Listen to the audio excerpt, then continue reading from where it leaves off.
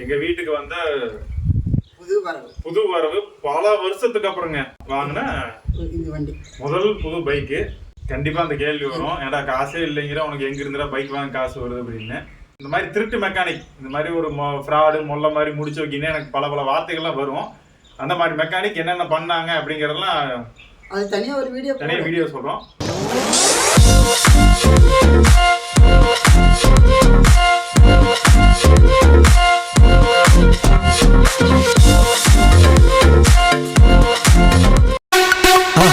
மறக்காம சர்ப்ரைஸ் பண்ணுங்க.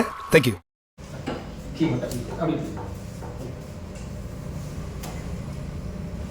புது வண்டி வாங்கியாச்சா? வாங்கியாச்சுமா. ஓகே, எலக்ட்ரிக்கல் வண்டி. எப்பா ஓகேவா? ஓகே. ஹாய், எல்லாம் வீடியோ பார்த்தீங்களா? எங்க வீட்டுக்கு வந்த புது வரவு பல வருஷத்துக்கு அப்புறங்க. அதாவது புதுசா வாங்குறோம் அப்படின்னா பல வருஷத்துக்கு அப்புறம் நான் வாங்கின என்னோட எஃப்எஸ்எட் பைக். அது இருக்கும், ஒரு 7-8 வருஷம் இருக்குமா? 8 வருஷம் மாதிரி. அந்த பைக்குக்கு அப்புறம் வாங்கின முதல் புது பைக்கு. ஒன்று அவங்க சொல்லிடுவாங்க, உங்களுக்கே வருமானம் இல்லைங்கிறீங்களே, புது வண்டி வாங்குறதுக்கு மட்டும் எப்படி காசு இருக்குதுன்னு. கண்டிப்பா அந்த கேள்வி வரும், ஏடா காசே இல்லைங்கிற உனக்கு எங்க இருந்தா பைக் வாங்க காசு வருது அப்படின்னு. சத்தியமா சொல்றேன், நான் 10 பைசா கூட நான் போடல. அப்பாவோட பைக் வந்து ஆக்டிவா, நீங்க பாத்திருப்பீங்க, நம்ம வீடியோ தொடர்ந்து பாக்குறோம்னு தெரியும். அப்பாவோட ஆக்டிவா ஒன்று இருந்தது இல்லைங்க, அதை வந்து சில என்ன சொல்றது மஞ்சம் வச்சு அந்த மாதிரி இருக்கிற மெக்கானிக் அவங்களால அந்த பைக் ஒண்ணுமில்லாம போய் அது வந்து அந்த விஷயம், இந்த மாதிரி திருட்டு மெக்கானிக், இந்த மாதிரி ஒரு ஃப்ராடு மொல்ல மாதிரி முடிச்சு வைக்கின்னு எனக்கு பல பல வார்த்தைகள்லாம் வரும். அந்த மாதிரி மெக்கானிக் என்னென்ன பண்ணாங்க அப்படிங்கறதெல்லாம் அது தனியா ஒரு வீடியோ சொல்றோம். ஸோ அந்த பைக் போயிடுச்சு. ஸோ அந்த பைக்கு வித்த காசு இதுக்கு ஒரு இனிஷியல் பேமெண்ட் மாதிரி போட்டுட்டு, நம்மகிட்ட தான் கிரெடிட் கார்டுன்னு ஒன்று வெட்டியா கிடக்குது. ஏன் இருக்குது, எதுக்கு இருக்குன்னே தெரியும். சும்மா வச்சிருக்கேன், நானும் வச்சிருக்கிறேன்னு.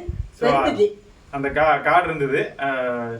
எங்க அண்ணன், என்னோட அண்ணன். ஆமாங்க, முதல் பையன், மூத்த பையன். எனக்கு 2 பசங்க, மூத்தவன் ஒன்று, இவன் 2வது. ஸோ எங்க அண்ணன் வந்து என்னன்றாரு, பைக் இல்லாம அப்பானால வெளியே போக முடியாது, அதனால பைக் வந்து டியூல வாங்கிக்கிங்க, இஎம்ஐல வாங்கிக்கிங்க, நான் வந்து பணம் கட்டிடுறேன் மாசம் மாசம் அப்படின்னாரு. சரி, என்னால முடிஞ்சது அந்த கிரெடிட் கார்டை நான் கொடுக்குறேன், அவ்வளவுதான். என்கிட்ட இருந்தது கார்டு, அந்த கார்டை கொடுத்துட்டேன். இந்த கார்டில் ஸ்வைப் பண்ணி இஎம்ஐ போட்டிருக்குது, அவரு மாசம் மாசம் எங்க அண்ணன் கட்டிடுவாரு. ஸோ இதுதான் இந்த பைக் வாங்கினதுக்கான ரீசன். எல்லாம் இதுதான். இது வந்து அங்கேயே அந்த ஷோரூம்லயே வச்சு வீடியோ எடுக்கலாம் தான் நினைச்சிருந்தேன். கொஞ்சம் அங்க சிச்சுவேஷன் சரியில்லை எனக்கு. அங்க கொஞ்சம் எல்லாம் கொஞ்சம் டென்ஷன் ஆயிட்டோம். ரொம்ப நேரம் அங்கே உட்காந்து பேசுற மாதிரி ஆயிடுச்சு எனக்கு. அது கொஞ்சம் அதனால வேணாம்னு சொல்லிட்டு வண்டி எப்படா எடுத்துட்டு கிளம்பலாங்கிற சிச்சுவேஷன்ல டக்குனு கிளம்பிட்டு வந்துட்டோம். அதனாலதான் இங்க வந்து நம்ம வீடியோ பண்றோம். ஸோ இந்த வண்டி வந்து எலக்ட்ரிக்கல் வண்டிங்க. விலை வந்து 40,000 ரூபா நாங்கள் வாங்கியிருக்கிறது. ஸோ இந்த வண்டி வந்து 40,000 ரூபா. இந்த வண்டி பற்றி ரிவ்யூ வந்து நான் யூஸ் பண்ணி பார்த்துட்டு சொல்கிறேன். நான் வந்து உங்களுக்கு நல்லாவே தெரியும், சும்மா அதை இதையும் சொல்கிற ஆள் கிடையாது. இந்த வண்டி வந்து அப்பா ஒரு 2 நாள் ஓட்டட்டும், அதுக்கப்புறம் இந்த வண்டி வந்து என்ன கண்டிஷன், எப்படி இருக்குது, நீங்கள் வாங்கலாமா, இது வந்து பெனிஃபிட்டா அப்படிங்கிற இந்த வண்டியோட ஃபுல் ரிவ்யூ. டோட்டலாகவே எலக்ட்ரிக்கல் வண்டியோட ஃபுல் ரிவ்யூ. இந்த வண்டி மட்டும் இல்லை, எலக்ட்ரிக்கல் வண்டி வாங்கலாமா வேண்டாமா அப்படிங்கிற ஒரு ஃபுல் ரிவ்யூ நான் கொடுக்குறேன். ஓகே, வாழ்த்துங்க. ஆமாங்க, இந்த வண்டி வந்தது ரொம்ப நாள். இது வந்ததுக்கு அப்புறம் அடுத்து ஏதாவது நல்லதா நடக்குமா அப்படின்னு ரொம்ப ஆவலா எதிர்பார்த்துட்டு இருக்கிறோம். சப்போர்ட் பண்ணுங்க, தொடர்ந்து சப்போர்ட் பண்ணுங்க. உங்க ஆதரவு எனக்கு என்னைக்குமே தேவை. பாப்புமே இந்த வண்டியை பார்த்து ரொம்ப சந்தோஷப்பட்டா, அவளுக்கு வீடியோ எடுத்து அனுப்பணும். போட்டோ எடுத்து அவளுக்கு அனுப்பிவிட்டோம். அவளும் பார்த்து நல்லா இருக்குன்னு சொன்னாலாமா. சரி, ஓகே, நம்ம மறுபடியும் அடுத்த வீடியோவில் பார்க்கலாம். பாய்.